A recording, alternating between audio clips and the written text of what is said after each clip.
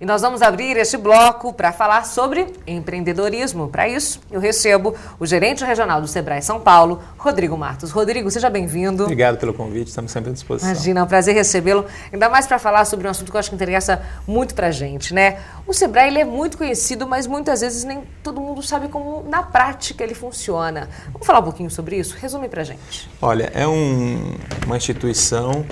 Ela é uma instituição que foi privatizada em 1990, bastante agressiva no mercado, e ela apoia micro e pequenas empresas e também aquele que deseja abrir seu próprio negócio. Então, de que forma? A pessoa que tem uma ideia, seja qual for a ideia, em qualquer ramo, ela pode procurar o Sebrae e aí nosso corpo técnico vai ajudar ela a montar um plano de negócio, vai ajudar a elaborar uma pesquisa de mercado, enfim, fazer todo um trabalho prévio antes da abertura do negócio, que é essencial segundo a nossa experiência, né? Aquelas pessoas que entram no mercado sem nenhum tipo de pesquisa, nenhum tipo de preparação, nenhum tipo de simulação, o risco dele fechar num curto prazo é muito grande. Vocês têm esses números, né? Chega a 30% no primeiro ano de vida. Ou seja, de 10 empresas que abrem em um ano, 3 fecham. Então quem ultrapassa aí o primeiro pode já se conseguir... Essa mortalidade vai seguindo num número alto até 5 anos. Uau. Então, quem passa dos 5 anos, aí sim. E o principal motivo é isso, falta de planejamento, né? E a gente entende, porque às vezes a gente chama de empreendedorismo por necessidade.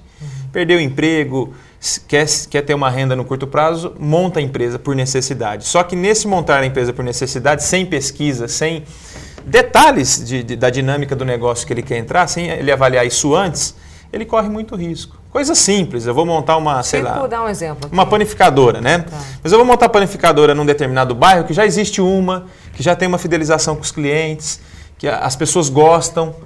Então ele tem que avaliar isso antes, né? Aquele bairro não é o mais propício. Então vamos procurar um bairro que não tem uma panificadora próxima, né, dos clientes e que as pessoas têm essa necessidade. Quer dizer, eles se locomovem muito para chegar na mais próxima. Aí já é um sinal interessante relativo a ponto de venda.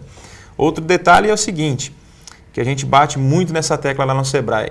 Qual é a proposta diferente que aquele empreendedor vai oferecer do que já existe no mercado? Então, voltando ao exemplo da panificadora. O que ele vai oferecer de diferente para o cliente do que já existe? Né? Ele tem que ter isso muito claro. Porque se você já é cliente fiel a um determinado estabelecimento, por que você vai deixar de consumir lá para consumir em outro? Então, a pessoa que quer montar um negócio novo tem que pensar nisso. O que ele vai oferecer de diferente? Pode ser um pós-venda, uma prestação de serviço diferente, um atendimento muito bom.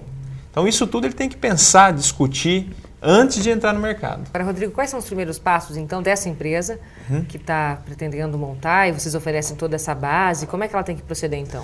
Olha, lá no Sebrae a gente atua da seguinte forma. O primeiro momento é pensar no plano de negócio. O plano de negócio é um documento, uma ferramenta onde ele pensa a parte financeira, as questões de marketing, a questão produtiva, a questão operacional do negócio. Esse é o primeiro passo. Estudar e fazer um bom plano de negócio. Isso demanda tempo, às vezes de 1 a 6 meses, né, que o empreendedor vai no bairro, vai pesquisar os concorrentes, vai fazer uma pesquisa com os clientes. Aí, feito isso, ele identificou sinais positivos que aquela ideia é viável, aí sim que ele parte para a formalização do negócio. Formalização é uma etapa jurídica, né, de ter um CNPJ, uma inscrição municipal, e depois inicia as atividades. Esses são os primeiros passos. E para quem já tem uma empresa aí, Rodrigo, vocês também dão suporte? Sim, sem dúvida. É a outra vertente do Sebrae, né? Uma vertente é essa do candidato, que a gente chama candidato a empreendedor, e a outra são para as empresas já existentes. Aquele que já existe, se é uma área, por exemplo, comercial, a gente sempre sugere que a pessoa pense em inovação. Aliás, não é só na área comercial, em qualquer área. A palavra-chave nos últimos anos sobre gestão é inovação. Mas não é só produto. Pode ser inovação dos serviços, pode ser inovação na forma de atender, pode ser inovação no ato da entrega de um produto, pode ser inovação no comportamento das pessoas, inovação na estrutura organizacional, né?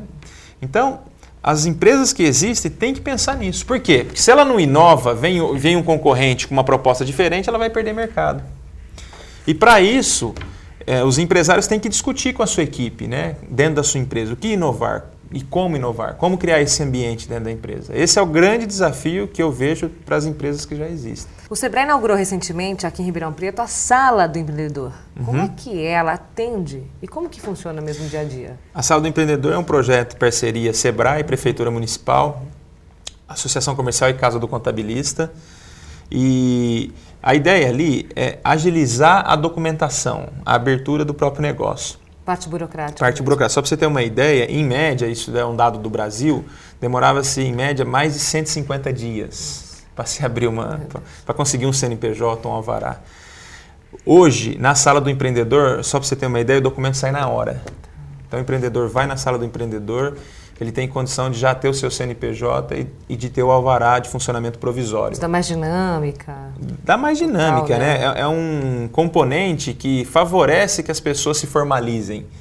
No caso específico aqui da sala do empreendedor, nesses primeiros meses, o foco vai ser o microempreendedor individual, que a gente chama de MEI. Quem é esse público? São aquelas pessoas, aquelas atividades bem pequenas, que tem um faturamento até 36 mil ano. Então tem que estar encaixado nesse perfil. Nesse perfil. Quem que se enquadra aí? Eletricista, pessoa que faz confecção, boleira, pedreiro, carpinteiro.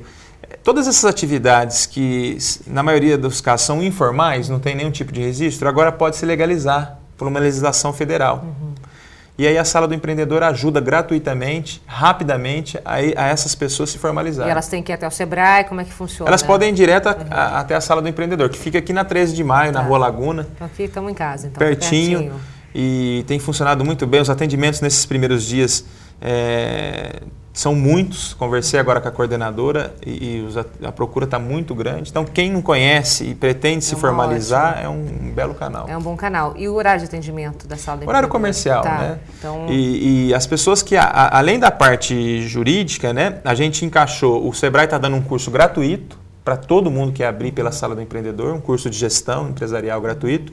E também está instalado lá o Banco do Povo, que ele oferece os serviços de crédito. O Banco do Povo tem taxas baixíssimas de empréstimos, então é um belo serviço. Então, no mesmo local, a gente associou a agilidade na abertura de empresa, nas questões de jurídicas, burocráticas, crédito e capacitação. Aliás, sempre tem muitas palestras e cursos no Sebrae, né? Como é que as pessoas ficam sabendo desses cursos? Como é que elas podem participar? Tem uma taxa de inscrição? Como é que isso funciona, Rodrigo? A maioria dos nossos serviços são gratuitos. Os que não são gratuitos são altamente subsidiados, têm valores bastante irrisórios. Então a gente, por exemplo, toda quarta-feira, às 10 horas da manhã, a gente tem uma palestra lá de abertura de empresa. Quem quer abrir empresa, saber o passo a passo, toda quarta-feira a pessoa pode se encaminhar. E durante o mês a gente tem uma programação variada. Para empresas já existentes, a gente tem cursos, consultorias coletivas. Por exemplo, essa semana está tendo uma consultoria na área de marketing, como divulgar sua empresa. O público-alvo desse trabalho são os empresários, que lá nós vamos discutir as várias formas de divulgação, vamos ver a experiência de cada um. O empresário necessitou de um atendimento individualizado, tem nossa equipe técnica que individualmente vai discutir aquele problema específico daquela empresa. Então, a gente atua em várias frentes. E também em parceria com as entidades. Então, hoje, por exemplo, em Ribeirão Preto, nós temos uma parceria com a Associação Comercial e com o Sincovarp, onde a gente vai até a empresa, as empresas comerciais, e dá uma assessoria in loco. Principalmente no aspecto de visual merchandising, no aspecto do layout interno, auxilia também as questões financeiras. Então é um projeto de muito sucesso aqui em Ribeirão Preto. Muito bom. Agora, de onde vêm os recursos do Sebrae, Rodrigo? O Sebrae é uma instituição, conforme eu falei no início, privada, foi privatizada em 1990, e os recursos vêm das próprias empresas. As empresas recolhem o INSS, né, parte da empresa, tem a parte do funcionário e a parte da empresa. A parte da empresa, uma parte desses recursos vai para a família S, que a gente fala, ou seja, Sebrae, Senac, SESI, Senai. E no caso do Sebrae é 0,3% desse recurso do INSS das próprias empresas. E aí o Sebrae já há alguns anos abriu mão da micro e pequena empresa. A micro e pequena empresa não paga esse recolhimento, ou seja, ela tem o serviço gratuito. O Sebrae ele sempre participa e apoia eventos regionais. Como é que isso ocorre, hein, Rodrigo? Quais os critérios que vocês utilizam? O critério para o Sebrae ser um parceiro, um apoiador, é que o público-alvo seja micro e pequeno, empresário. Né? Que é para quem vocês falam. E é que é a razão de existir do Sebrae. Né? Não que a gente não atenda a grande empresa, mas a grande empresa tem outras formas de auxílio, tem outras instituições, os próprios sindicatos patronais dão apoio à grande empresa. Agora, a pequena e aquele empreendedor que deseja abrir é o Sebrae. Então, esse é o nosso foco. Né? Os projetos dessa área que o Sebrae analisa e decide se vai apoiar ou não. E tem várias apostilas que o pessoal recebe. Tem. O Sebrae hoje tem já material didático, a sua própria metodologia. Né? Ao longo dos anos, ele foi se estruturando, Então, hoje, o Sebrae tem a maioria dos próprios produtos, né? Então, as pessoas que querem desenvolver o projeto, o Sebrae já tem esses projetos prontos. Né? Então, bom. A gente só divulga e abre espaço para as empresas participarem. Então, vamos deixar telefone aqui do Sebrae para mais informações, site, enfim. Então, o site do Sebrae, que eu recomendo a leitura, tem bastante informação, é o www.sebraesp.com.br.